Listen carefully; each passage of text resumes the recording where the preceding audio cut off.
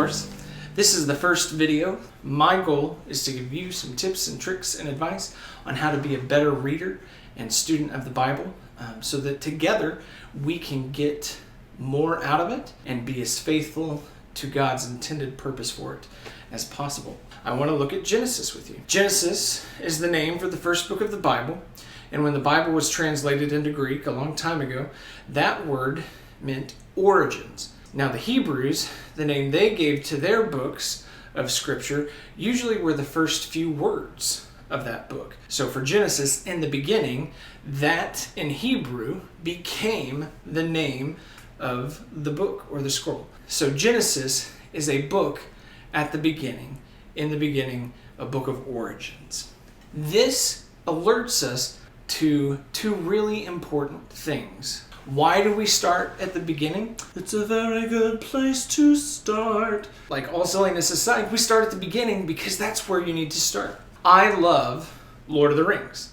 Several of the people in our group love Lord of the Rings.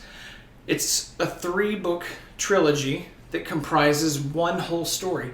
None of us would tell you to jump to the end and just read the 3rd book, Return of the King, without reading Fellowship of the Ring or Two Towers first, because you would lose all of the power and the beauty of the climax of the story, because you would have none of the background or the context or the history or the journey or the trials, tribulations, hardships that were overcome to get to that awesome, climactic, victorious, epic ending. You don't start at the end. You have to start at the beginning to get the fullness of the story. Maybe you're a little less nerdy than I am and you love the Marvel movies. Nobody would ever ask you to watch Marvel Endgame and expect to fully appreciate how powerful and moving and beautiful that story is unless you had first watched the original Iron Man movie or the Captain America First Avenger movie.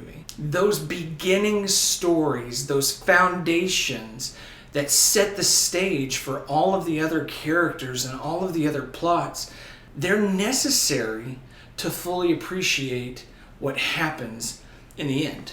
Genesis is the same way for us when we read the Bible. For the Jewish Bible, the law, Genesis was actually the first part of what was really looked at as one book in one volume. Genesis, Exodus, Leviticus, Numbers, Deuteronomy, that was the law.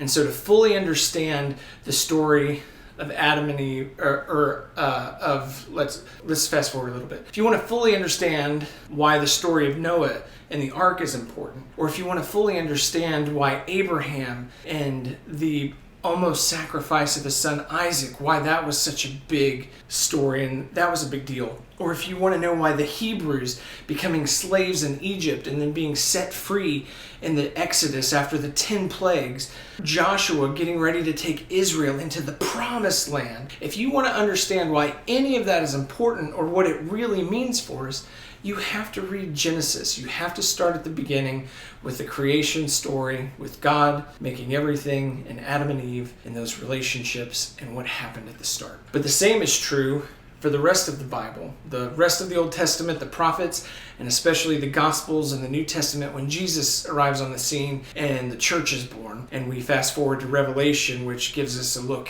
at the end of all things. If we want to fully understand Jesus and the New Testament, we have to start with Genesis. For example, Genesis begins with the words, "In the beginning, God created." Then you fast forward to the Gospel of John. The story of Jesus kicks off the New Testament. It starts with the words, "In the beginning was the Word, and the Word was God, and the Word was with God." And this is really important because in the Gospel we go on to find out that what Jesus is doing is he's bringing about a new creation.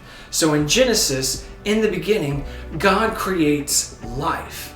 And then Jesus shows up again and we find out that he's God and he's coming to make a new creation out of us, to give new life. And when the people would have originally heard or read those stories about Jesus for the first time, in the beginning was the Word and the Word was God, they would have immediately thought of Genesis 1:1, in the beginning, God.